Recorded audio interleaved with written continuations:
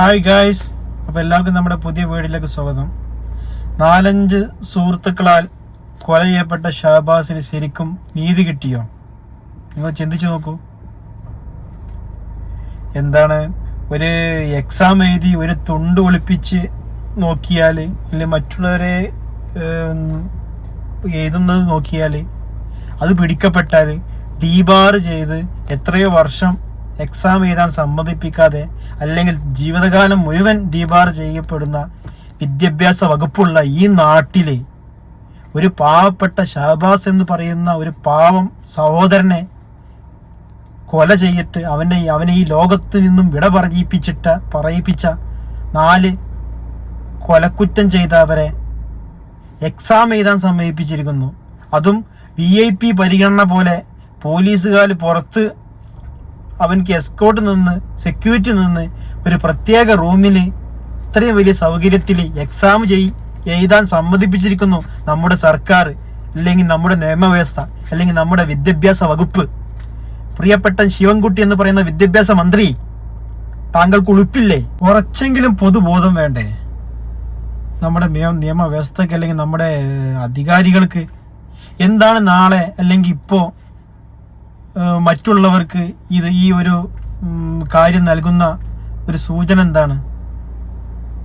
കൂട്ടത്തിൽ ആരെയും കൊല്ലാം, നമുക്കൊരു പ്രശ്നമില്ല, നമ്മളെ ആരും ശിക്ഷിക്കില്ല, നമുക്ക് എന്ത് എക്സാം വരെ എഴുതാം, കാരണം അത് നമ്മുടെ മൗലിക അവകാശമാണ്. മനസ്സിലായില്ലേ? മൗലിക അവകാശമുണ്ട്, അത് കുറ്റവാളികൾക്ക് നൽകരുത്. മനസ്സിലായില്ലേ? ആ ഷഹബാസും എക്സാം എഴുതാൻ അവന് പഠിച്ചിരുന്നു. അവന്റെ സുഹൃത്തുക്കൾ പറഞ്ഞത് എന്താണ്? അവൻ ഈ 10ാം ക്ലാസ്സിൽ എത്തിയതിനു ശേഷം അങ്ങനെ കളിക്കാനും മറ്റുള്ള കൂട്ടുകൂടാനൊന്നും വരലില്ല.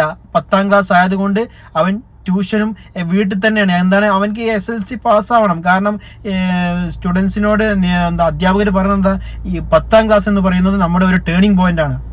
അപ്പൊ ആ ഒരു മൈൻഡ് വെച്ചിട്ട് അവനും പഠിച്ചിരുന്നു, അവനും എക്സാം എഴുതണമായിരുന്നു. സാറുമാരെ, ശിവൻകുട്ടി മന്ത്രി, അവൻക്കും എക്സാം എഴുതണമായിരുന്നു സാറേ.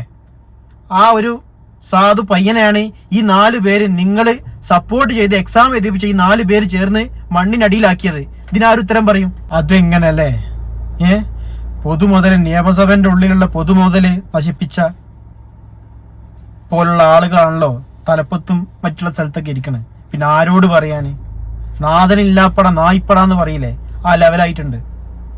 സത്യം പറഞ്ഞു കഴിഞ്ഞാൽ ഒരിക്കലും അംഗീകരിക്കാൻ പറ്റാത്ത കാര്യങ്ങളാണ് നടന്നുകൊണ്ടിരിക്കുന്നത്. ഒരു സമരത്തിലോ അല്ലെങ്കിൽ വേറെന്തേലോ കാര്യത്തില് വേറെന്തോ ഒരു പൊതുമുതൽ, സർക്കാരിന്റെ പൊതുമുതൽ നശിപ്പിച്ചു കഴിഞ്ഞാല് അവൻക്ക് കേസായി, അവൻക്ക് പിന്നെ കോടതിയിൽ പൈസ കെട്ടണം. അവന്റെ പേരില് പൊതുമുതൽ നശിപ്പിച്ചു കഴിഞ്ഞാൽ അതിന്റെ പേരിൽ കേസായി. ഇവിടെ എന്തൊക്കെ ഉണ്ടായി ഞാൻ അത് പറഞ്ഞില്ല, ഈ ഒരു അവസ്ഥയിൽ പറഞ്ഞതാണ്. ഇവിടെ ആരൊക്കെ എന്തൊക്കെയാ പൊതുമുതൽ നശിപ്പിച്ചിട്ടുണ്ട്, അതും നിയമസഭന്റെ ഉള്ളില് കസേര എടുത്തെറിയില്ലേ എന്നാ. പ്രിയപ്പെട്ട വിദ്യാഭ്യാസ മന്ത്രി, ഒന്ന് ചിന്തിക്ക, ദയവ് ചെയ്ത് ചിന്തിക്കൂ. ഇതുപോലുള്ള കുറ്റകൃത്യം ചെയ്ത ആളുകളെ ദയവ് ചെയ്ത് എക്സാം എഴുതാൻ സമ്മതിപ്പിക്കരുത്. അവർക്ക് എന്ത് അവകാശത്തിന്റെ പേരിലാണ് സമ്മതിപ്പിക്കരുത്. പ്രത്യേകിച്ച് ആ ഷഹബാസിന്റെ പിതാവൊക്കെ ഇന്നലെ മാധ്യമങ്ങൾ മുന്നിൽ വന്ന് പറഞ്ഞത് നിങ്ങൾ കേട്ടിട്ടുണ്ടോ ഇല്ലയെന്ന് എനിക്കറിയില്ല. വിശ്വാസം നഷ്ടപ്പെടുകയാണെന്നാണ് പറഞ്ഞത്. ഈ ഒരു കാര്യം മറ്റുള്ളവർക്ക്, പൊതുജനങ്ങൾക്ക് എന്ത് സന്ദേശമാണ് നൽകുന്നതാണ് ആ പിതാവ് ചോദിച്ചത്. അതിന് ഉത്തരം പറയാനുണ്ടോ? ഈ ഷഹബാസും, പ്രിയപ്പെട്ട മന്ത്രി, ഈ ഷഹബാസും എക്സാം എഴുതാൻ വേണ്ടി രാത്രിയും രാവും പകലും ഇരുന്ന് അധ്വാനിച്ച് പഠിച്ച ആളാണ്. അവന്റെ എക്സാം എഴുതണാണ് ഇവര് തടഞ്ഞ് അവനെ ഇല്ലാതാക്കി. അവൻക്ക് ഇപ്പൊ എക്സാം എഴുതാൻ പറ്റുന്നില്ല. അതിനാരും ഉത്തരം പറയാം? എന്നിട്ട് അവന്റെ കൊലയാളികളെ നിങ്ങൾക്ക് എക്സാം എഴുതിപ്പിക്കണം അല്ലേ? എന്നിട്ട് അതിന് വേണ്ടി അതിനെതിരെ പ്രതിഷേധം നടത്തുന്നവരെ അറസ്റ്റ് ചെയ്യുക. ഇത് രാജഭരണം എന്നല്ല, അത് മനസ്സിലാക്കിയാൽ മതി. ഇപ്പൊ എനിക്ക് തോന്നുന്നത് ഈ തുണ്ട് ഒളിപ്പിക്കുക, മറ്റുള്ള കാര്യങ്ങൾ ചെയ്യുക, നോക്കി എഴുതുക, അതൊക്കെയാണ് ഏറ്റവും വലിയ തെറ്റ്. അങ്ങനെ ചെയ്ത് കഴിഞ്ഞാൽ പിന്നെ അവനക്ക് എക്സാം എഴുതാൻ പറ്റൂല.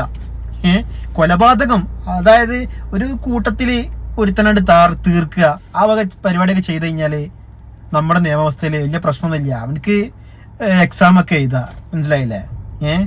തുണ്ട് ഉപയോഗിക്കരുത്. മനസ്സിലായില്ലേ? ഒരു കടലാസ് കഷ്ണത്തിൽ കാര്യങ്ങൾ നോക്കിയിട്ട് നിങ്ങൾ ഉത്തര കടലാസ് പകർത്താൻ പാടില്ല. അത് ഏറ്റവും വലിയ തെറ്റാണ് വിദ്യാഭ്യാസ വകുപ്പിന്റെ മുമ്പിൽ. മനസ്സിലായ?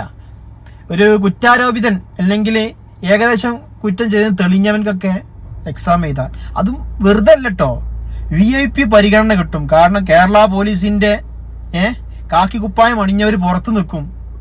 അതുമാത്രമല്ല, നിങ്ങൾക്ക് മറ്റുള്ളവരുടെ കൂട്ടത്തിലൊന്നും എക്സാം എഴുതേണ്ട ആവശ്യമില്ല. നിങ്ങൾക്ക് പ്രത്യേക ഹാള്, പ്രത്യേക സ്ഥലമൊക്കെ സജ്ജീകരിക്കും. ഓക്കെ, അങ്ങനെ VIP പരിഗണനയിൽ നിങ്ങൾക്ക് എക്സാം എഴുതാൻ പറ്റും. അതാണിപ്പം നമ്മുടെ ബഹുമാനപ്പെട്ട സർക്കാർ മറ്റുള്ള പൊതുജനങ്ങൾക്ക് അല്ലെങ്കിൽ പുറത്തുള്ള വിദ്യാർത്ഥികൾക്ക് നൽകുന്ന സന്ദേശം. Hats off you guys.